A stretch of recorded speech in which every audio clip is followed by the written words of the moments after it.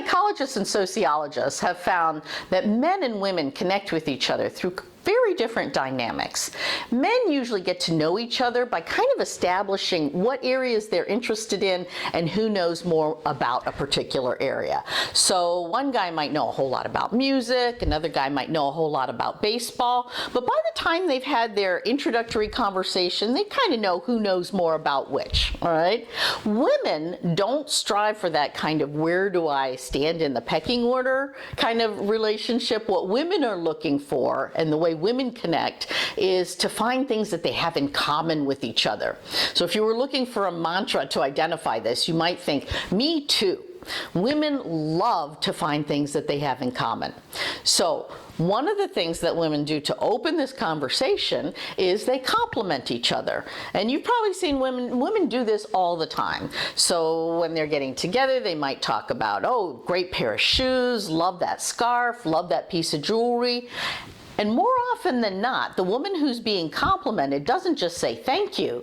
She says something like, oh, you know where I got this? I was visiting my parents in Cape Cod last Thanksgiving. My sister and I were walking down the street. I saw this in a jewelry store, but I decided not to buy it. So guess what? My sister gave it to me for my birthday in August. Now, why have I gone into all this detail? And I realize this was TMI, way more information than most men have any interest in. But I actually have given any woman who's listening a barrel full of information to work with so that we can find something that we have in common. Maybe she would say, oh, I went to Cape Cod for my vacation a couple of years ago. Where do your parents live? Or, yeah, I have a couple of sisters myself. How old is your sister? Or, you know, some people will stretch it. Women will stretch it in order to find something that they have in common. I'm not kidding when I say. One woman said, oh, your birthday's in August? My birthday's in July. Now, I don't know if it was because she thought we had the same sign or why she was so excited about that, but that was what she found that we had in common. So that's why I'm saying, think me too. And women are looking for other people who belong to their tribe, as it were. Maybe it's the tribe of King Charles Spaniel owners, or it's the tribe of people who love to go to Italy for vacation. But they love to find things that they have in common.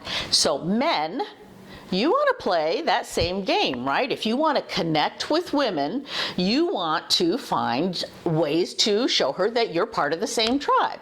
So when you're talking about a topic, and as I said, it could be vacation in Italy, it could be a variety of topics, listen to her, and make a note, a mental note to yourself of things that you have in common.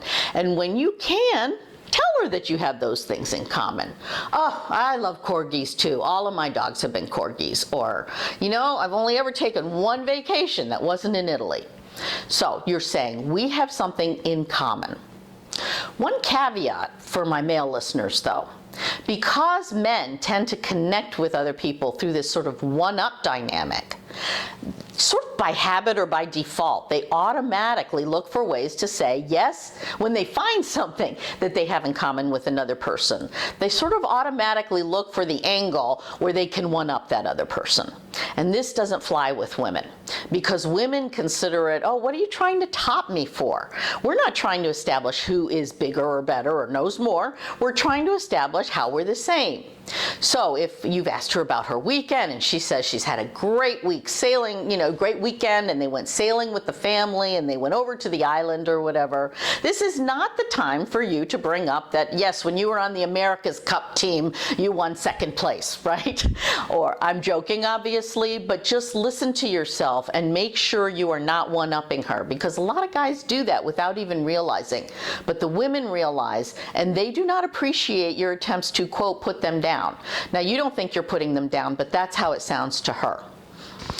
Okay, so you found some topic that you both have in common, that you both have a passion for, and here's the secret sauce that makes the difference.